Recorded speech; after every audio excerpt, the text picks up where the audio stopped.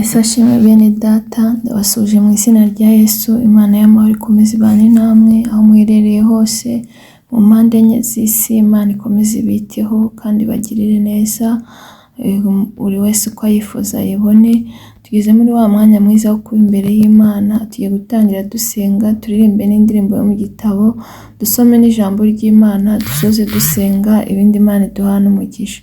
Data wa twese uri mu ijuru, turagushimye kuri mu isi ibihe byose. Dushimye ko abanye natwe ukaturinda, n'uyu munsi ukaba waturinze tukaba tugimiye ku mwuka w'abazima. Izina ryawe nirihabwe icyubahiro.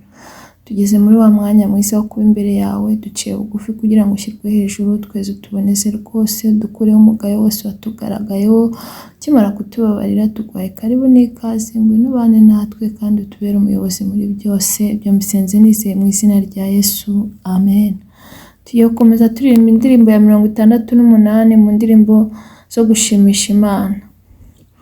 Nta kindi gihesha gukiranuka mu bisi no mu bo mu ijuru, keretse kwizera ko wogejwe de n'amaraso ya Yesu masa, wogejwe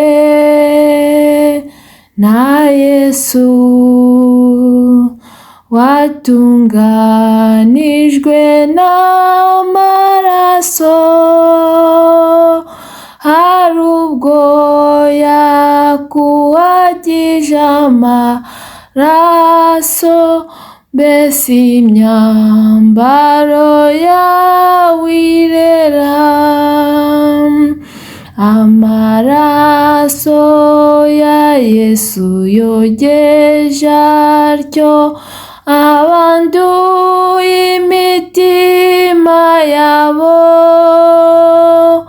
ntimukererwa ahubwo mutebuke, mweze imitima yanyu neza, wogejwe na Yesu, watunganijwe n'amaraso, ari ubwo yakuhagije amaraso, mbese imyambaro yawe irera.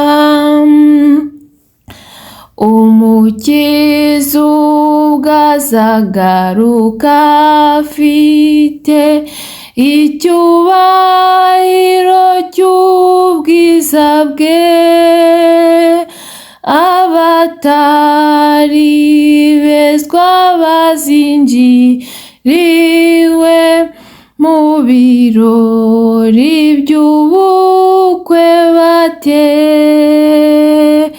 wogejwe na Yesu,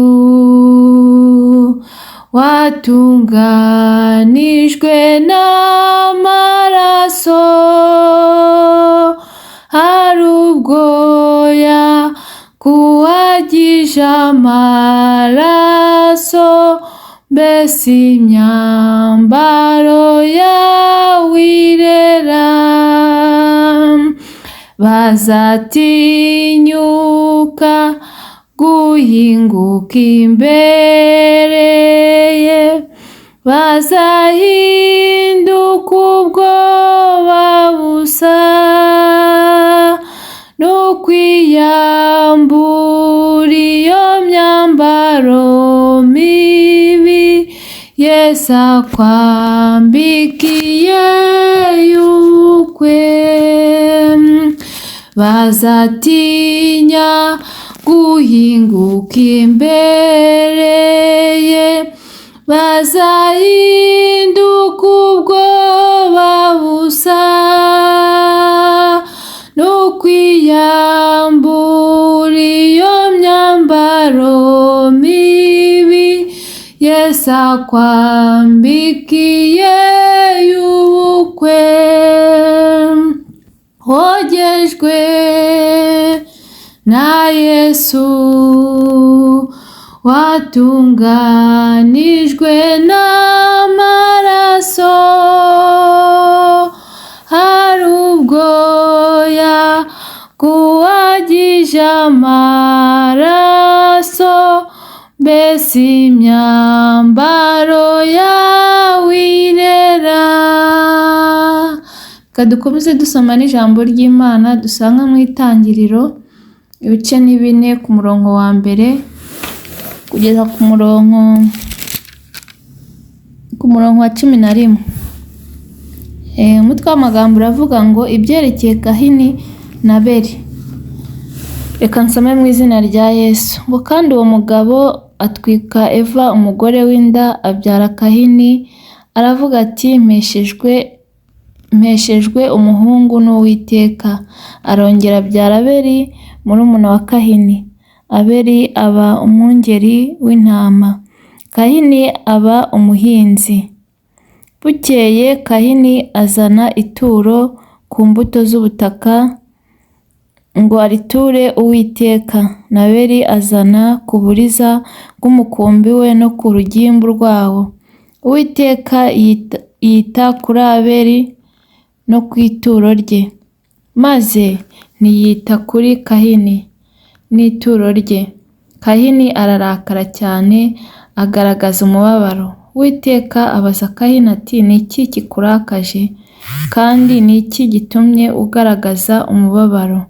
Nukora ibyiza ntuzemerwa, ariko nudakora ibyiza ibyaha byitugatugira ku rugi, kandi ni wowe byifuza, ariko ukwiriye kubitegeka. Kahini abibwira Abeli murumuna we, kandi bari mu gasozi. Kahini ahagurukira Abeli murumuna we aramwica. Uwiteka abaza Kahini ati Abeli murumuna wawe ari he? Aramusubiza ati ndabizi se, ndi umurinzi wa murumuna wanjye. Aramubaza ati icyo wakoze icyo ni iki? Ijwi ry'amaraso ya murumuna wawe rirantakira ku butaka, noneho uri ikivume ubutaka bwasamuye akanwa kabwo kwakira amaraso ya murumuna wawe. Ukuboko kwawe kwavushije. Iryo ni ijambo ry'Imana.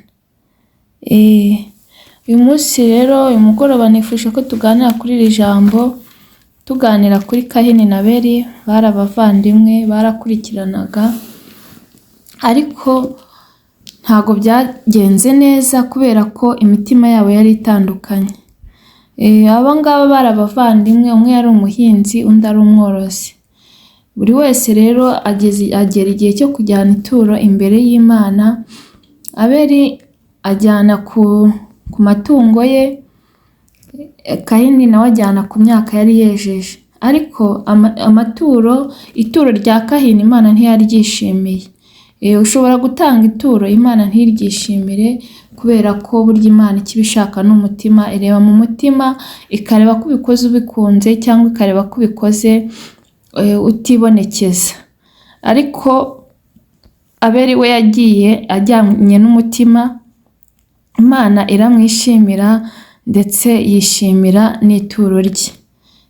Bene data rero munkurikiye, icyo nabifuriza nuko mwajya mukora igikorwa cyiza cyose mukoze mukagikora mugikuye ku mutima, kugira ngo Imana ibabone.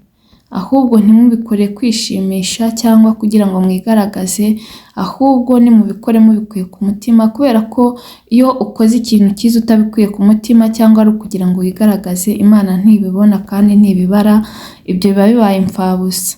Ubwo rero Kahini amaze kubona ko Imana yishimiye ituro rya Abeli, niko kurakara. Ariko Imana iramubwira ngo niki kikurakaje? Ngo nukora ibyiza ntuzemerwa. Bene data, bavandimwe, inshuti munkurikiye, nimukora ibyiza muzemerwa. Nimureke dukora ibyiza. Ni ukuri umuntu yakoze ibyiza aremerwa, nk'uko Imana yabajije Kahini. Ni ukuri natwe nimureke dukora ibyiza tuzemerwa n'Imana.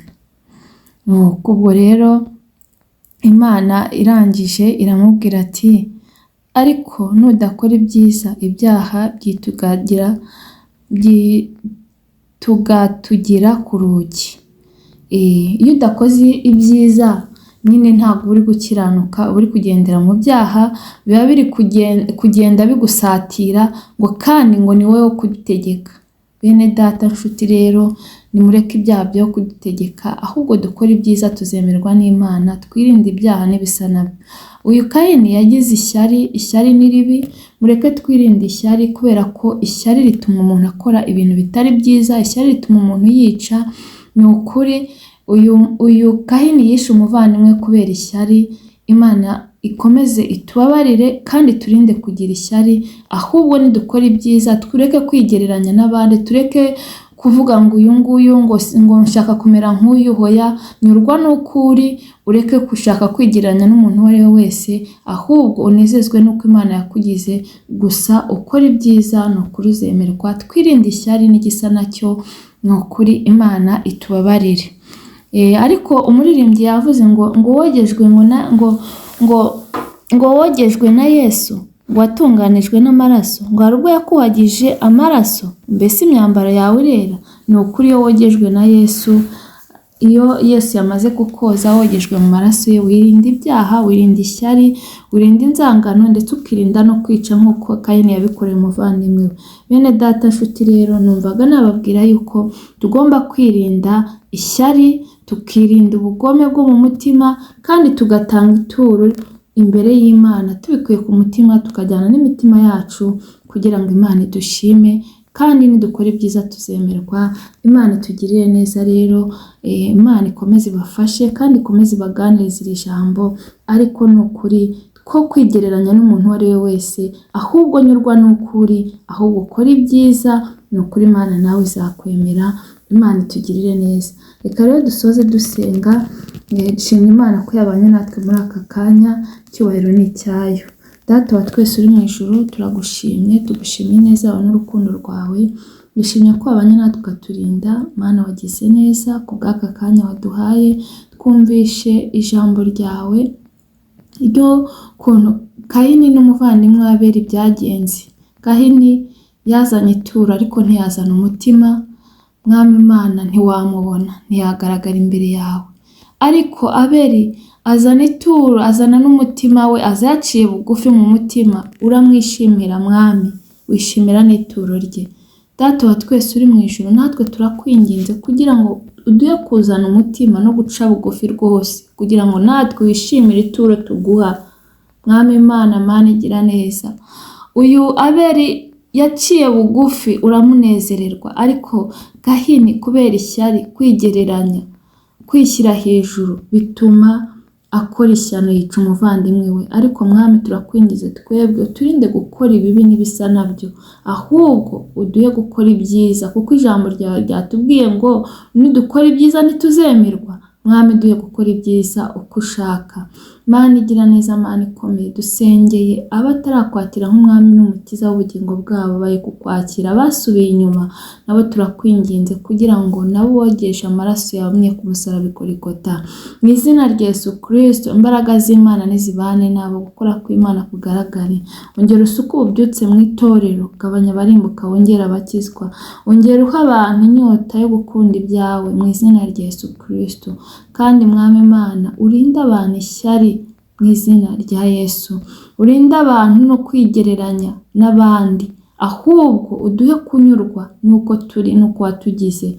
Imana, ayo masaha tukweretse n'abarwayi kugira ngo nabo bakize Mwami, bakoreho, kubera ko roho nzima itura mu mubiri muzima. Dusengeye ubugingo bwacu nibukomeze burindwe nawe, twagure mu buryo bw'umwuka kandi dukoreshe iby'ubutwari mu gihe gikwiriye. Twegere kurusha imyambaro twambaye, kandi ijwi ryawe ryongora rikomeze ribane natwe. Dusengeye isi kugira ngo uyihe amahoro, dusengeye abafite intimba n'agahinda, bahe amahoro yo mu mutima, kandi buri wese unkurikiye uko akwifuza kubone. Kandi Mwami Imana, ukomeze uduhe gukora ibyiza, kuko nidukora ibyiza tuzemerwa. Tubisenze nizeye mu izina rya Yesu, amen.